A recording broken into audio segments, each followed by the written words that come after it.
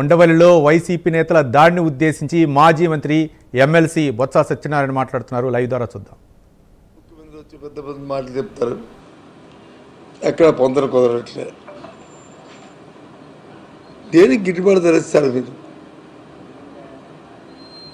ఇవి పెద్ద దేనికి కూడా లేదు. ఎంఆర్పి ఏ పంటకి కూడా మాటలు చెప్పడమే తప్ప అటు వచ్చి పేపర్లో పత్రికల్లో ఇవాళ టీవీల్లో సామాన్య పేరు పడుతున్న ఇబ్బంది చూస్తున్నాం. రైతాంగం పడుతున్న ఇబ్బందిని ఒక మామిడి రైతే కాదు, ఒక పొగాకు రైతే కాదు, ఒక జొన్నలు పండించే జొన్నలు వేసుకున్నదైతే కాదు, కందులు వేసుకున్నదైతే కాదు, ఏ పంట వేసుకున్నా అంటే ఏదైతే చంద్రబాబు నాయుడు గారు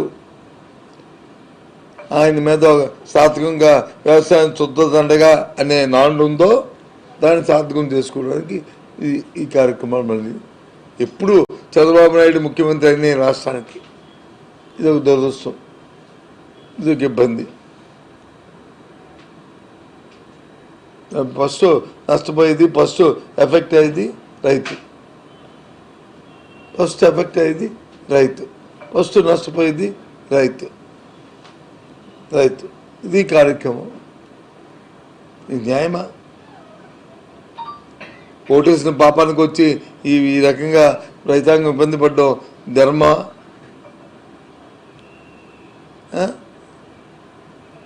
చెప్పండి.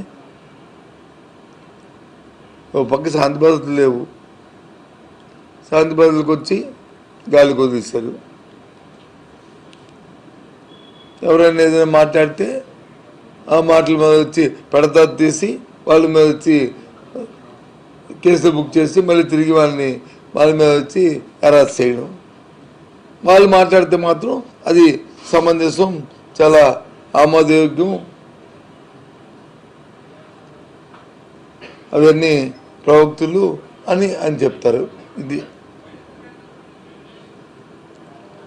అసలు రాష్ట్రంలో ఎక్కడ కూడా ఏదైతే అంబేద్కర్ గారి రాజ్యాంగం అమలు జరగట్లేదు. వీరి సొంత రాజ్యాంగం, సొంత కార్యాచరణ ఎన్ని రోజులు కొనసాగవు. ప్రజల్లో వస్తా తిరుగుబాటు ఇంకా ఆసన్నమైంది. ఎందుకంటే అది తెలుసు, ఏ ఒక్క వర్గానికైనా మేలు ఉంటే ఆ మేలుకు ఉండొచ్చు. విశాఖపట్నం లాంటి ప్రాంతం అయితే ఎంతో విలువైన భూములు ఉంటే అవన్నీ పప్పు పిల్లల్లా పనిచేస్తున్నారు. కావాల్సిన వాళ్ళకి, ఇష్టం వచ్చిన వాళ్ళకి తీసుకోమని చెప్పి దోపిడీ చేసి చేస్తున్నారు. ఏమైనా దాని నుంచి డెవలప్మెంట్ అవుతుందంటే అది కనిపించట్లే. ఎక్కడెక్కడో తీసుకున్న కంపెనీలన్నీ తీసుకొచ్చి ఇక్కడ వచ్చి మళ్ళీ ఏర్పాటు చేయడానికి ప్రయత్నం చేస్తున్నారు. ఏమనంటే ఉపాధి కల్పన అనే పేరు, ఉపాధి లేదు, కల్పన లేదు. బాగాపురం ఎయిర్పోర్ట్లో వచ్చి బార్ పెడతానంటున్నారు. అక్కడ తాగడానికి నీళ్ళు ఆలోచించమని తావాలేదు, దారి లేదు, నీరు లేదు ఆ ఎయిర్పోర్ట్కి. మేము అన్నీ ప్లాన్ చేసి అన్నీ కార్యాచరణ చేసి ల్యాండ్ రిగ్రేషన్ చేసి శంకుస్థాపన చేసి టైం ఫిక్స్ చేసి మా ప్రభుత్వం ఆ రోజు అధికారం దిగిపోయాం. మేము అక్కడ ఉంది కన్స్ట్రక్షన్ అవుతున్న డెవలప్మెంట్ చేయలేదు, దారి లేదు, నీరు లేదు. దానికి చెప్పనండి, ఎక్కడుందో దారి, ఎక్కడుందో నీరు, తాగడానికి ఎక్కడ ఉంది? త్వరలో దాని కష్టాలు చేస్తే మళ్ళీ దానికి ఏదో ఛార్జీలు. మరి ప్రభుత్వం ఏం చేస్తుంది? ఇదే సంపద సృష్టి. ఒక సామాన్యుడు వెళ్తే ఇంకో 1000 రూపాయలు అదనంగా టికెట్ కట్టుకొని వెళ్ళవలసిన పరిస్థితి. ఇది సంపద సృష్టి. ఓ పక్క శాంతి భద్రతలు లేవు, ఓ పక్క అమరావతి పేరు మీద వచ్చి దోపిడీ జరుగుతుంది. అది చూడడానికి వెళ్తే అడ్డుకుంటున్నారు. ఓ పక్క వచ్చి రైతులకి గిట్టుబాటు ధర లేదు. ఏ పంట పండించినా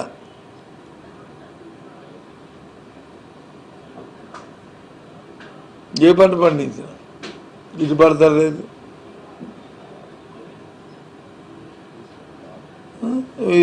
ఇబ్బంది పడుతున్న డెవలప్మెంట్ చూస్తే ఒక పక్క కుంటు పడిపోయింది, ఎక్కడే కనిపించట్లేదు. ఎంతసేపు మాటలు, ఎంతసేపు చేతలు. కానీ ఏ విధంగానూ ఈ రకంగా పరిపాలన సాగుతుంది. చాలా శోచనీయం, చాలా దురదృష్టం. చాలా ఒక బాధ్యత పార్టీగా, బాధ్యత వ్యక్తులుగా మేము చాలా బాధపడుతున్నాం. ఏంట్రా ఈ పరిస్థితి ఈ రాష్ట్రానికి? క్షణికావేశంలో అభూతి కల్పంతో ఆశలు చూపించి ఓటేస్తే జరిగే పరిస్థితి ఇదే.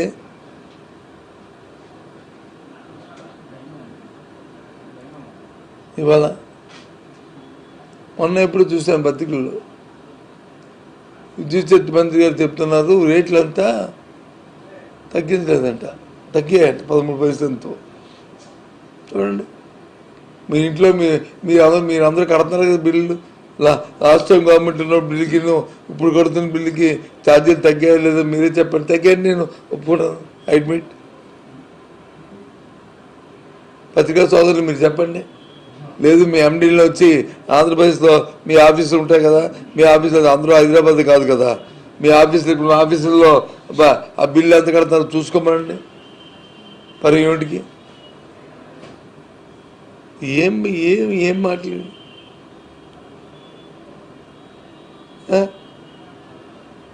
ఈ రకంగా. ఒక పక్క వచ్చి పండుగ ధరలేదు, ఒక పక్క వచ్చి ఆకాశం కంటిపోతున్నాయి ధరలు, నిత్యావసర ధరలు. పేదవాడికి 5,000 నోట్లోకి వెళ్ళే పరిస్థితే ఇవాళ లేదు.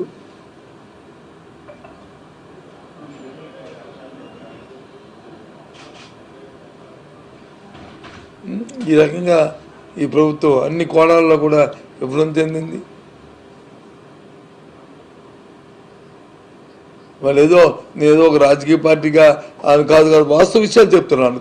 కావలిస్తే మీరు సర్వే చేయండి.